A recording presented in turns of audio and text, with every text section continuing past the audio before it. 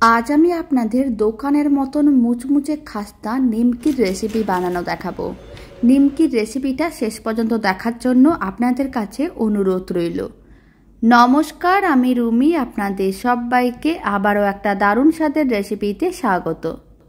প্রথমে একটা বড় সাইজের মিক্সিং বোল নিয়েছি, তার মধ্যে নিয়ে নিলাম মেজারিং কাপের 1 কাপ ময়দা।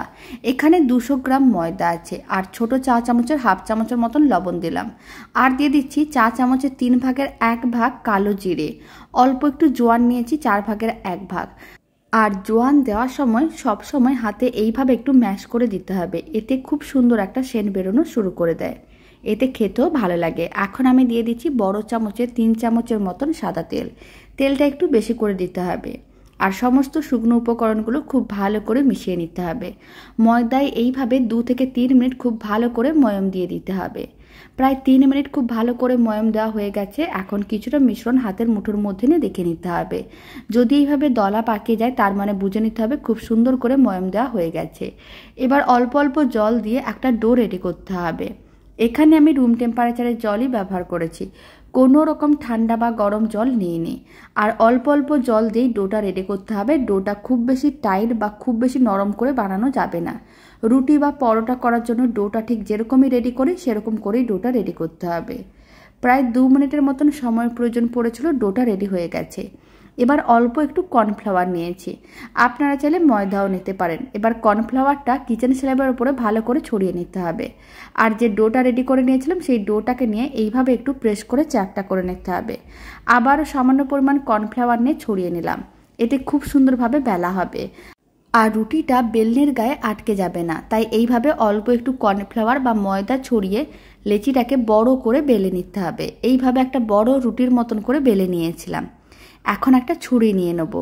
ছুরি নিয়ে প্রথমে এইভাবে লম্বা করে কেটে নিতে হবে।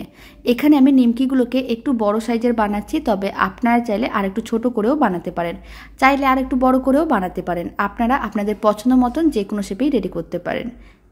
লম্বা করে কেটে নেওয়ার পরে এইভাবে একটু কেটে নিতে হবে, যাতে নিমকিগুলো এই শেপে রেডি হয়ে যায়। সমস্ত নিমকিগুলো কাটা হয়ে গেছে। এবার নিমকিগুলোকে এক সাইডে রেখে দিতে হবে। আর এদিকে কড়াইতে কিছুটা পরিমাণ সাদা তেল নিয়ে খুব ভালো করে গরম করে নিয়েছিলাম।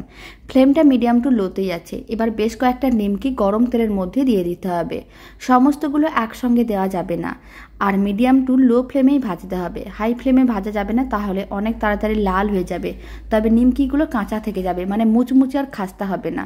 এইভাবে একটু টাইম নিয়ে নিমকিগুলোকে ভাজতে হবে। আপনারা দেখুন নিমকিগুলো তেলের ওপরে ভেসে উঠেছে। এবার উল্টে পাল্টে নিমকিগুলোকে লাল লাল করে ভেজে নিতে হবে। প্রায় 5 মিনিটের মতন সময়ের প্রয়োজন পড়েছিল। নিমকিগুলোকে উল্টে পাল্টে বেশ লাল লাল করে ভেজে নিয়েছি।